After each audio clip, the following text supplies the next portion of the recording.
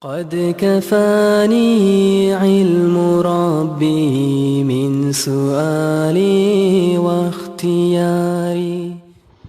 Alhamdulillah, kita dapat selesaikan bacaan Dalailul Khairat wirid pada hari Sabtu, yang mudah-mudahan Allah limpahkan rahmat, keberkatan dan kebaikan buat kita. Dan saya ijazahkan pada semua yang ikut baca tadi, ya, sebagaimana sanad pembacaannya yang ada dalam kitab Dalailul Khairat, yang mungkin ada pada tangan masing-masing, diijazahkan sebagaimana yang kita baca tadi. Alhamdulillah, wassalatu wassalamu ala Rasulillah wa ala alihi wa sahbihi wa man walah. Qala rabbi shrah li sadri wa yassir li amri wahlul 'uqdatam min lisani yafqahu qawli. Rabbi yassir wa la tu'assir, rabbi tammim bi khair. Ahbabuna fillah, segala puji dan syukur kepada Allah Subhanahu wa taala yang kerana dengan limpahan rahmat, taufik, hidayah, inayah dan pemberian daripada Allah Subhanahu wa taala, Allah Subhanahu wa taala telah memberikan peluang kepada kita untuk kita masih lagi hidup dan merasai kenikmatan hidup yang tak lain dan tak bukan kehidupan kita adalah persediaan untuk hari kembalinya kita kepada Allah Subhanahu wa taala. Dan orang yang telah memperkenalkan kita kepada jalan kebenaran ini, jalan untuk kita mendapat cinta dan kasih ini, ialah Rasulina sallallahu alaihi wasallam. Maka dengan sebab itulah penting untuk kita mengenali baginda, mencintai baginda, rasa hampir dan dekat kepada baginda Nabi sallallahu alaihi wasallam.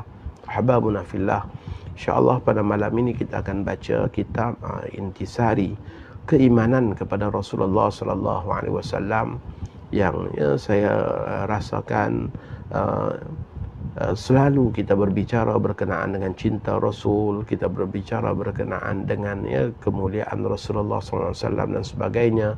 Namun dari aspek fardu ainnya, apakah sebenarnya kewajipan-kewajipan yang dituntut ke atas kita sebagai umat Nabi Muhammad SAW untuk kita mengenali dan rasa lebih dekat kepada Rasulullah SAW.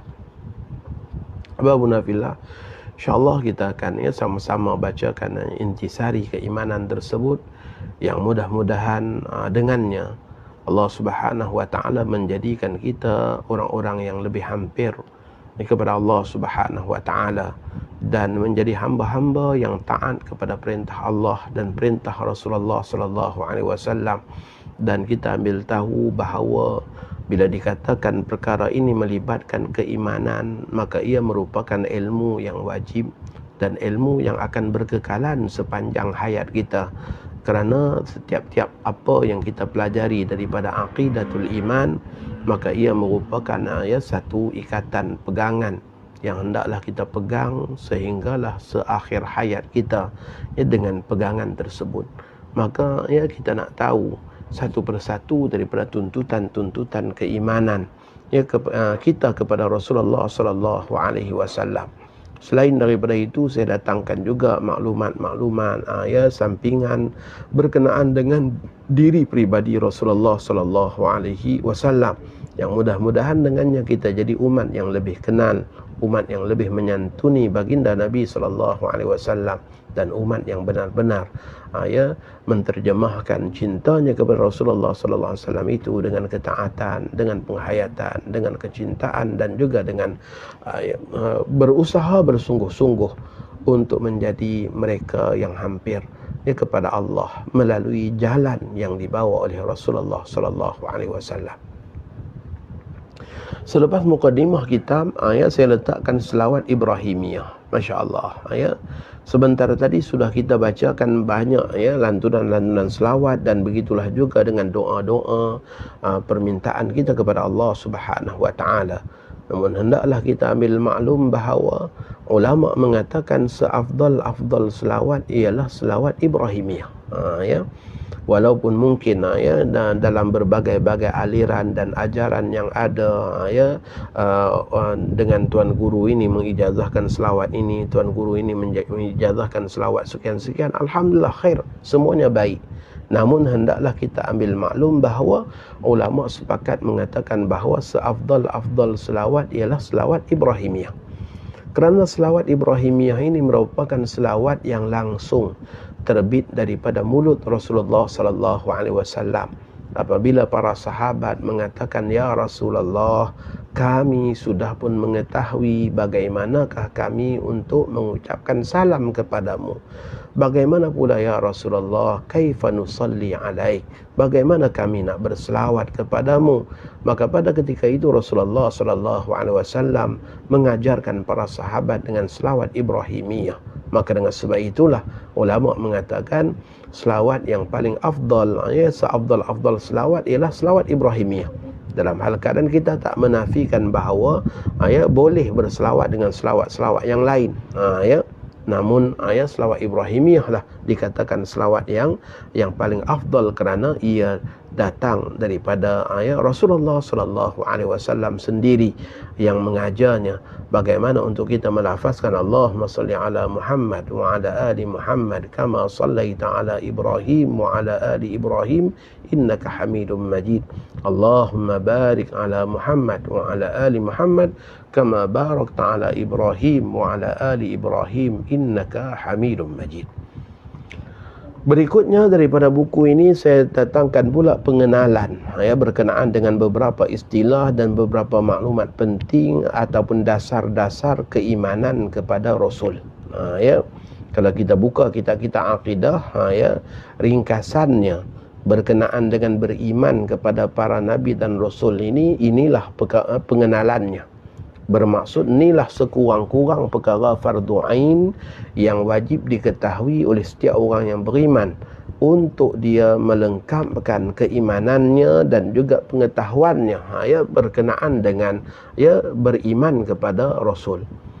Yang pertama ialah istilah Nabi, seorang lelaki yang menerima wahyu syariat daripada Allah untuk dilakukan oleh dirinya sendiri tanpa disuruh menyampaikan wahyu-wahyu itu kepada orang lain. Manakala seorang Rasul pula ialah seorang lelaki yang menerima wahyu syariat daripada Allah untuk dilakukan oleh dirinya sendiri dan disuruh menyampaikan wahyu-wahyu itu kepada orang lain. Ahbabuna fillah. Maka ada setengah orang dia salah faham kalau macam tu, macam mana para nabi yang dikatakan nabi, orang yang menerima wahyu untuk beramal tapi tak menyampaikan kepada orang lain. Jadi seolah-olah nabi-nabi itu masya-Allah tak melakukan usaha dakwah. Tidak sedemikian. Perlu kita ambil maklum yang dikatakan nabi ini ialah orang yang Allah beri wahyu kepada dia untuk dia beramal dengan wahyu tersebut yang merupakan amalan-amalan khusus untuk dirinya. Namun nabi tersebut juga menjalankan dakwah. Sebab apa? Sebab kata para ulama, tiap-tiap orang nabi itu ada di zaman adanya rasul. Maka para nabi tersebut menjalankan dakwah, menyampaikan risalah yang dibawa oleh seorang rasul tersebut. Contohnya di zaman Nabi Isa alaihi salam, ada nabi yang bernama Bulas, ada nabi yang bernama Syam'un dan beberapa orang nabi yang lain yang masya-Allah mereka ini merupakan nabi yang menerima wahyu daripada Allah untuk mengamalkan wahyu tersebut tetapi tak menyampaikan kepada orang lain. Namun dalam masa yang sama mereka adalah orang yang beramal juga dengan risalah ataupun dengan dakwah yang dibawa oleh Rasul yang ada di zaman mereka. Maka pada ketika itu mereka juga adalah orang yang menjalankan dakwah. Bukan Nabi ni dia duduk seorang-seorang, beramal seorang-seorang, tak dakwah, tidak sedemikian. Yang berikutnya ialah wajib beriman bahawa Rasul adalah makhluk yang diutus Allah untuk memberi petunjuk kepada umat manusia. Rasul ni ialah makhluk yang diutus oleh Allah untuk memberi petunjuk kepada umat manusia. Dan kita juga wajib beriman bahawa Rasul-Rasul ni semuanya lelaki, tak ada perempuan. Semuanya Rasul-Rasul ni lelaki. Tidak ada perempuan. Ya, ia merupakan seorang lelaki. Ya, seorang lelaki. Ya, jadi rasul-rasul ni lelaki. Dan ya, mereka merupakan makhluk Allah yang diutuskan untuk memberi petunjuk kepada umat manusia. Wajib kita beriman secara tafsil. Tafsil maksudnya kita tahu satu persatu, nama demi nama. Ya, iaitu dengan 25 orang rasul yang disebut namanya di dalam Al-Quran. Ya, rasul-rasul yang Allah Subhanahu wa taala sebut dalam Al-Quran. Dalam surah Al-Baqarah ada sekian nama, dalam surah Ali Imran ada sekian nama, dalam surah Al-Anbiya ada sekian nama, dalam surah Al-Qasas ada sekian nama, dalam surah Syu'ara ada sekian nama. Jadi nama-nama ini bila dikumpulkan, ulama mengatakan ada 25 orang rasul yang disebutkan di dalam Al-Quranul Karim. Maka beriman kepada tiap-tiap orang daripada rasul ni merupakan satu kewajipan. Ya, tak boleh kita kata aku beriman dengan Nabi Muhammad aja, aku tak beriman dengan nabi-nabi yang lain. Tak boleh sedemikian. Ya, beriman dengan Nabi Muhammad bermaksud kita beriman dengan semua nabi-nabi yang lain, kerana Nabi Muhammad sallallahu alaihi wasallam diutuskan untuk menyebarkan keimanan itu.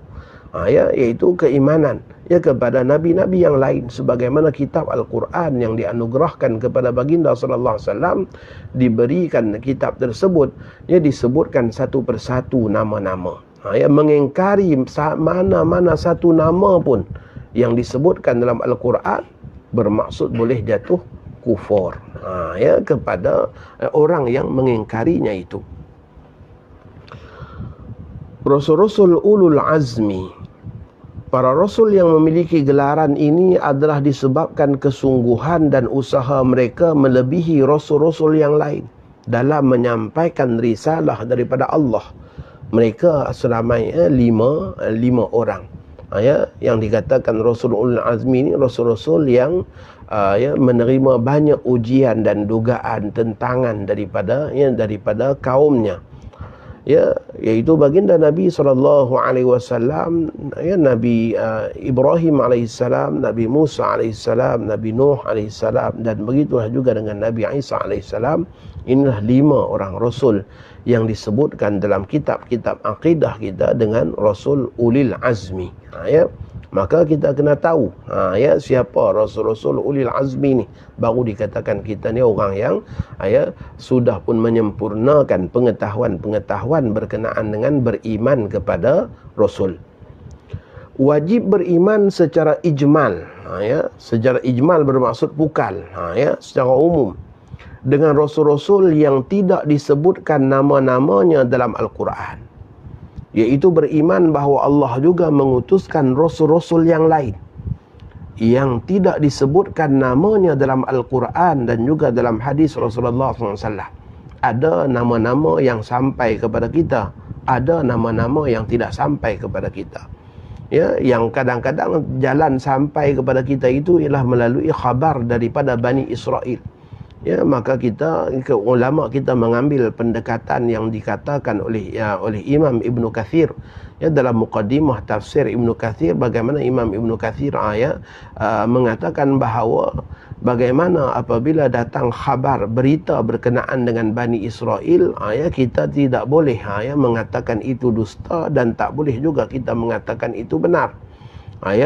Apa yang patut kita katakan, amanna billah wa ma unzila ilaina wa ma unzila ilaihim. Kami beriman dengan Allah dan apa yang diturunkan kepada kami dan apa yang diturunkan kepada mereka. Kita ada prinsip, ada setengah-setengah orang masya-Allah asalkan nama Israiliyat je langsung tolak. Oh, Israiliyat tak boleh ni, Israiliyat. Langsung tak boleh. Maka kita kena ambil tahu bahawa ada prinsipnya dalam kita memahami khabar Israiliyat ni. Bagaimana masya-Allah berita daripada Bani Israel, kalaulah ia datang kepada kita dan cerita Bani Israel itu menepati Quran yang ada pada kita, iaitu wahyu yang diturunkan kepada Nabi SAW, maka pada ketika itu kisah Bani Israel tersebut wajib kita terima sebab ada dalam Quran kita. Yang jelas cerita Bani Israel yang tidak ada dalam Al-Quran, Ya, tak ada dalam Quran. Tetapi tidak bertentangan dengan syariat. Ya, tak bertentangan dengan Al-Quran. Maka pada ketika itu kisah-kisah yang sedemikian, ya, kita berdiam saja, tawakuf saja. Ya, nak kata tak betul pun sebab tak bertentangan dengan Quran. Nak kata betul pun bimbang kalau rekaan. Ya, maka pada ketika itu kita tawakuf. Itu yang dikatakan, ya, amanna billahi wa ma unzila ilaina wa ma unzila ilaikum. Kami beriman dengan Allah dan apa yang diturunkan pada kami dan apa yang diturunkan pada kalian. Ya, maka kisah-kisah yang sedemikian, contohnya seperti nama-nama nabi yang disebut dalam riwayat-riwayat Bani Israel. Begitu juga nama Ashabul Kahfi. Benda ni tak sampai pada kita. Satu pun nama Ashabul Kahfi tak ada dalam riwayat kita. Yang ada hanyalah riwayat Bani Israel. Sebab cerita tu memang cerita Bani Israel. Maka pada ketika itu kita nak kata nama-nama tu tak betul, kita tak ada, ya, kita tak boleh menafikan sebab kita tak ada sumber untuk menafikan. Ya. Maka pada ketika itu kisah yang sedemikian kita tawakuf saja. Ya, maka dengan sebab itulah para ulama tafsir memasukkan juga kisah-kisah itu di dalam kitab-kitab tafsir. Ya, kerana, ya, umat di zaman mereka sudah memahami. Ya, Imam Ibn Katsir waktu dia karang kitab, ya, ramai orang alim. Masya-Allah, ya, umat zaman dia tu sesuai level. Masya-Allah, ya, yang kalau diletakkan, ya, khabar Bani Israel pun umat tahu bagaimana nak, ya, kita katakan berinteraksi dengan khabar Bani Israel. Yang ketiganya, kisah Bani Israel ni kalaulah, ya, ia datang kepada kita dalam hal keadaan kisah itu bertentangan dengan syariat dan bertentangan dengan Al-Quran yang ada pada kita. Contohnya seperti kisah Bani Israel yang mengatakan Nabi Isa adalah anak Allah, ya, kisah mengatakan Nabi Uzair adalah anak Allah. Ini semua merupakan bertentangan, ya, bertentangan dengan Al-Quran. Ya, maka pada ketika itu wajib kita mengingkarinya. Ya, wajib kita mengingkarinya. Ya, maka dengan sebab itulah, ya, ulama mengatakan kita juga wajib beriman bahawa Allah Subhanahu wa taala mengutuskan rasul-rasul yang lain yang tak disebutkan namanya dalam Al-Quran dan juga dalam As-Sunnah, di mana bilangan mereka tersangatlah ramai. Ya, bilangan mereka tu sangat ramai. Jadi kita wajib, ya, beriman. Sebab apa? Tak sampai kepada kita, ya, berita-berita tersebut, ya, khabar-khabar tersebut. Wajib juga sebagai seorang yang beriman kepada para rasul, ya, kita juga mestilah, ya, mengetahui secara fardu ainnya ke atas diri tiap-tiap orang daripada kita. Kita wajib tahu, ya, mengetahui sifat wajib, sifat mustahil dan sifat harus bagi para rasul. Ya, kita kena tahu, ya, sifat wajib, sifat mustahil, sifat harus bagi para rasul. Sifat wajib bagi rasul ialah siddiq, iaitu benar. Ya, amanah, ya, itu, ya, seorang yang beramanah. Tabligh, menyampaikan, dan fatanah, iaitu bijaksana. Ini merupakan sifat-sifat yang wajib ada. Ya, tak boleh, ya, mustahil seorang nabi itu tak terlintas di akal seorang nabi itu menipu. Ya, tak boleh diterima akal. Ya, maka wajib, ya, bahawa para nabi ini adalah orang yang benar, ya, orang yang amanah dan orang yang menyampaikan, dan begitu juga nabi ini orang yang bijaksana. Mustahil bagi rasul itu seorang yang al-kidhib, ya, berdusta. Masya-Allah, ya. Mustahil rasul itu seorang yang berdusta.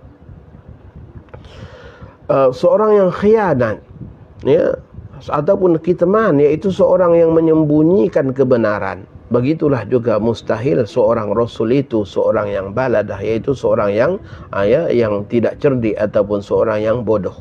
Ya, maka ini sifat-sifat mustahil, ya, yang mesti kita, ya, yakini bahawa nabi-nabi tak mustahil bersifat yang sedemikian.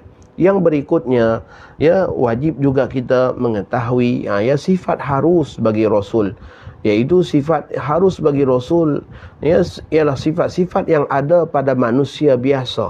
Ya, para nabi dan rasul ni juga makan, Ya, para nabi dan rasul minum, mereka juga berkahwin, mereka juga tidur, mereka juga sakit.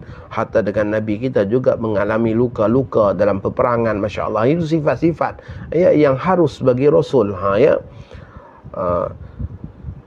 Namun demikian, segala sifat-sifat yang mereka miliki itu tidak menjejaskan atau menjatuhkan taraf kerasulan mereka. Ya, sifat-sifat mereka ni tak menjejaskan taraf ataupun kerasulan mereka. Ya, dengan erti kata, para nabi dan rasul mereka adalah seumpama manusia yang lain makan minum, tetapi mereka disebabkan mereka adalah manusia pilihan Allah. Sebab rasul, sebab nabi ni bukan boleh minta-minta. Bangun qiyamul lail tiap-tiap malam berdoa, ya Allah jadikanlah aku seorang nabi. Masya-Allah.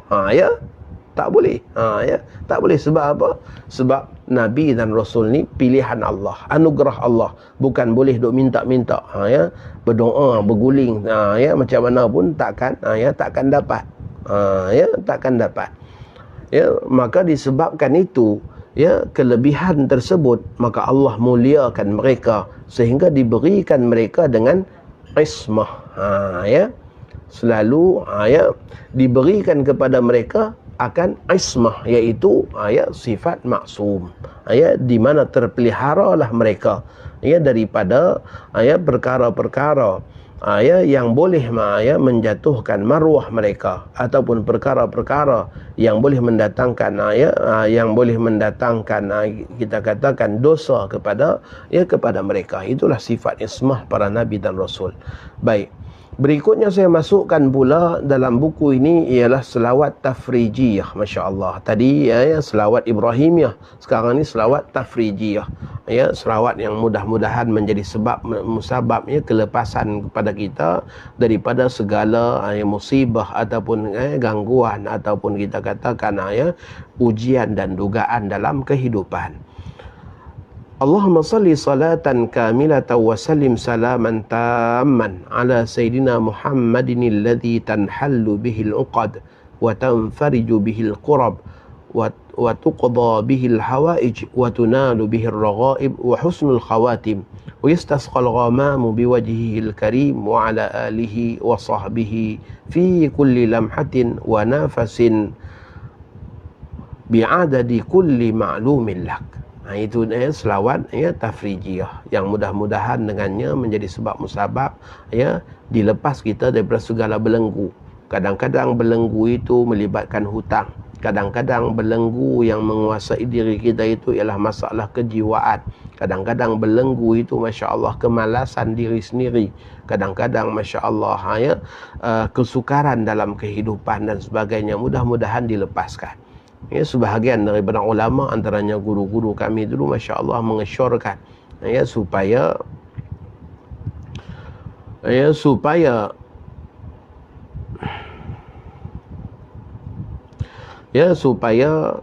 diamalkan supaya diamalkan akan selawat ini yang mudah-mudahan Masya Allah terlepas kita daripada segala musibah. Berkenaan dengan Masya Allah Nabi Musa AS bertumbuh, apakah benar Nabi Musa bertumbuh ataupun kisah sebaliknya? Masya Allah hanya sekadar nak meleraikan, tetapi kerana dengan kekuatan Nabi Musa AS yang Allah anugerahkan kekuatan yang lebih Masya Allah, maka dengan hanya satu tolakan aja orang tu dah meninggal lah Masya Allah orang tu dah meninggal. Jadi itu bukanlah yang dikatakan perbuatan yang disengajakan oleh Nabi Musa AS, dan para ulama tafsir telah pun memperjelaskan hal tersebut.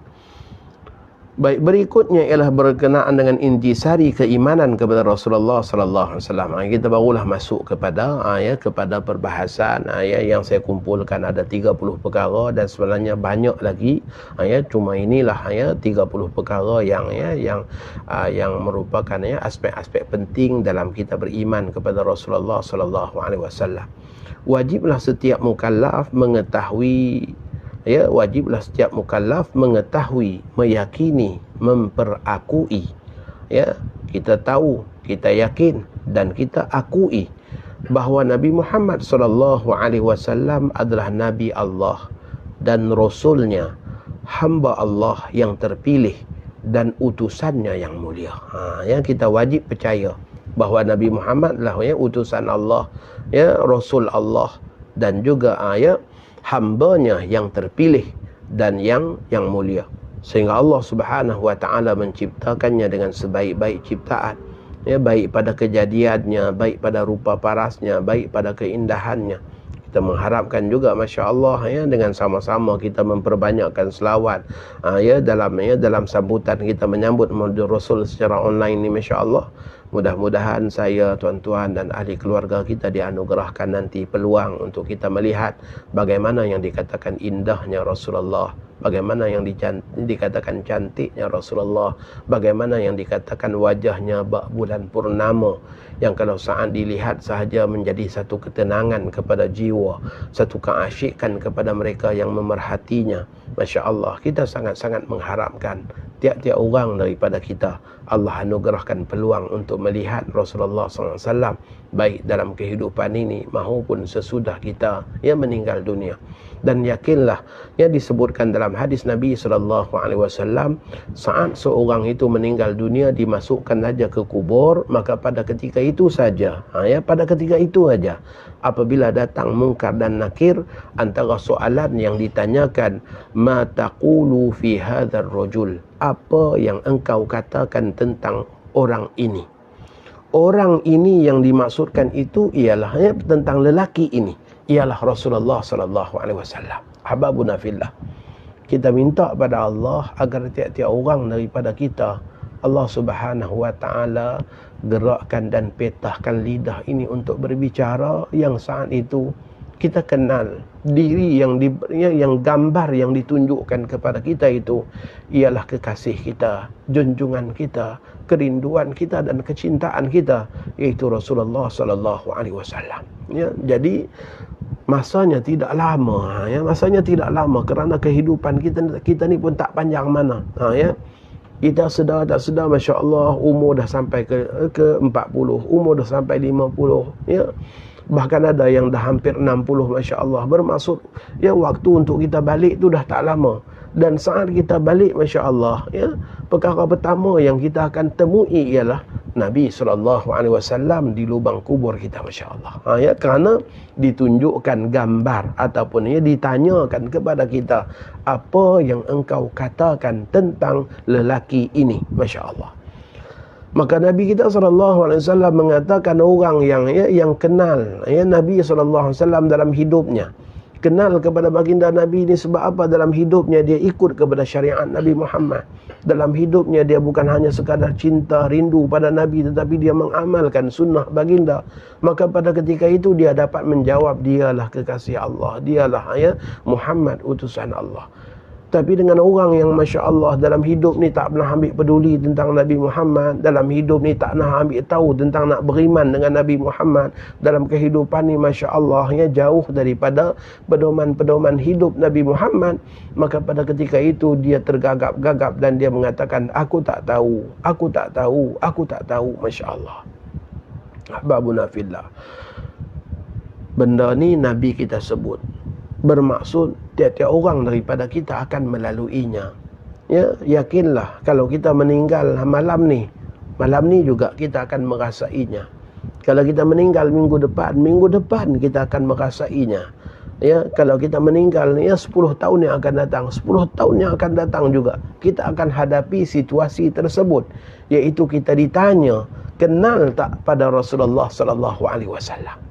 Maka mudah-mudahan baki daripada hidup kita yang masih berbaki ini, gunakanlah untuk Masya Allah, kita dekat diri dengan Allah dalam kita mengikut jalan yang dibawa oleh Rasulullah SAW. Mudah-mudahan Allah pimpin kita, Allah pandu kita untuk kita sama-sama dapat kenikmatan tersebut, iaitu merasa lazatnya, indahnya, seronoknya dan gembiranya kita saat dipertemukan dengan Rasulullah SAW. Dalam doa yang kita baca tadi, bagaimana kita meminta kepada Allah, ya Allah, jadikanlah Nabi Muhammad tak berpaling daripada kami pada hari kiamat kelak.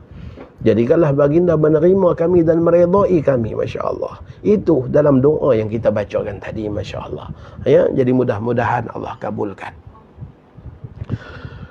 Maka wajib bagi setiap mukallaf mengetahui, meyakini, memperakui bahawa Nabi Muhammad SAW adalah Nabi Allah dan Rasulnya, hamba Allah yang terpilih dan utusannya yang mulia. Allah Subhanahu wa taala berfirman, Muhammadur Rasulullah, Muhammadun Rasulullah. Muhammad itu adalah utusan Allah. Walladzina ma'ahu asyidda'u 'alal kuffar ruhama'u bainahum, dan orang-orang yang bersama dengannya, yakni dengan Rasulullah SAW, adalah keras terhadap orang-orang kafir, tetapi berkasih sayang sesama mereka. Masya Allah, ya, ketegasan ya para sahabat terhadap orang-orang yang kufur ya terhadap agama Allah Subhanahu wa taala. Baik, berikutnya saya datangkan nasab Rasulullah sallallahu alaihi wasallam. Tak kenal maka tak cinta. Nak kenal kena tahu nama dan nasab. Ya, salah satu tanda kita mengenali Rasulullah sallallahu alaihi wasallam ialah kita mengetahui akannya nasab baginda Nabi sallallahu alaihi wasallam. Baginda ialah Muhammad sallallahu alaihi wasallam bin Abdullah bin Abdul Muttalib bin Hashim bin Abdi Manaf bin Qusay bin Kilab bin Murrah bin Ka'ab bin Lu'ay bin Ghalib bin Fihir bin Malik bin Nadar bin Kinanah bin Khuzaimah bin Mudrikah bin Ilyas bin Mudar bin Nidhar bin Ma'ad bin Adnan. Dan Adnan merupakan keturunan daripada Nabi Ismail alaihissalam. Ya. Ini nama-nama ni kita kena tahu. Ya, itu tanda ya sungguh pengenalan kita ya kepada Rasulullah sallallahu alaihi wasallam. Ya, tahu nasab baginda sallallahu alaihi wasallam. Paling kurang tidak pun kita tahu Nabi Muhammad keturunan Muhammad bin Abdullah bin Abdul Muttalib daripada Quraisy. Ya, daripada Quraisy. Ya, Nabi kita ni orang apa? Bangsa Arab, ya, bangsa Arab Quraisy, dilahirkan di Mekah. Semua tu maklumat-maklumat yang kita kena tahu sekurang-kurang fardu ain yang anak-anak kita dia dalam pembelajaran kafah yang menghafalnya. Ibunya ialah Aminah binti Wahab bin Abdi Manaf bin Zuhrah bin Kilab sampai seterusnya, yang ini bersambung dengan bersambung dengan nasab ya ayahanda baginda Nabi sallallahu alaihi wasallam. Dan ya baginda sallallahu alaihi wasallam ya merupakan ya semulia-mulia nasab keturunan manusia. Ya. Baik, yang kedua, Nabi Muhammad sallallahu alaihi wasallam adalah kesudahan segala nabi dan rasul. Baginda ni adalah kesudahan segala nabi dan rasul. Ya, dengan erti kata tidak ada lagi nabi dan rasul. Dalam sebuah hadis Nabi SAW mengatakan, perumpamaan diriku seumpama satu binaan yang dah lengkap kecuali tinggal satu tempat ya yang boleh diletakkan satu batu bata. Sehingga kan semua orang yang melaluinya mengatakan alangkah baiknya kalau ada lagi satu batu bata, maka lengkaplah bangunan ni. Ya. Maka kata baginda Nabi, akulah tilkal labanah. Ya, akulah ya batu bata tersebut ya yang akan menutupkan yang akan menjadi pelengkap ya kepada seluruh kenabian. Baginda adalah utusan Allah yang terakhir buat umat manusia, dengan erti kata dah tak ada dah nabi ya sesudah baginda Nabi sallallahu alaihi wasallam. Hatta dengan turun Nabi Isa nanti pun Nabi Isa masih mengikut dengan syariat Nabi Muhammad sallallahu alaihi wasallam. Ya, dalam kita duk kata tak ada nabi, tak ada rasul tu, ya. Sebab tak memperkemaskan ni kita katakan keimanan kepada nabi dan rasul. Hari ni ada manusia yang duk mengaku dia jadi nabi, duk mengaku dia jadi rasul. Masya-Allah. Ini merupakan perkara yang dah nabi kita maklumkan. Tak berlaku kiamat kecuali keluar kumpulan-kumpulan dajjalun kadzabun. Ya, kumpulan dajjalun kadzabun ni kullun, ya, semua mereka mendakwa menjadi nabi. Ya, semua mereka mendakwa menjadi nabi, kata baginda sallallahu alaihi wasallam. Ya, dalam riwayat yang lain sampai dikatakan jumlah mereka tu 35 orang. Ya, wallahu alam dah cukup ke tidak, tapi ya di alam Melayu ni pun dah ada yang mengaku jadi nabi. Ya, wallahu alam. Dalam Al-Quran Allah Subhanahu wa taala menjelaskan bahawa nabi kita adalah penutup segala nabi dan rasul. Maka Muhammadun aba ahadim min rijalikum walakin Rasulullah wa khataman nabiyyin wa kana Allahu bikulli syai'in alima. Muhammad itu sekali-kali bukanlah bapa dari seorang lelaki di antara kamu. Ayat ini diturunkan selepas orang memanggil dengan Sayyidina Zaid bin Harisah itu dengan Zaid bin Muhammad. Sekian lama dipanggil Zaid bin Harisah ni dengan Zaid bin Muhammad. Sehinggalah apabila baginda Nabi SAW berkahwin dengan isteri yang diceraikan oleh Zaid, maka pada ketika itu orang mula bercakap Muhammad berkahwin dengan isteri anaknya sendiri, masya-Allah. Maka pada ketika itu disebutkan, dijelaskan bahawa Nabi Muhammad bukan bapa bagi seseorang lelaki daripada kamu dengan sebab adanya anak angkat. Tetapi dia adalah Rasulullah, adalah utusan Allah dan penutup nabi-nabi, dan Allah Maha mengetahui akan segala sesuatu.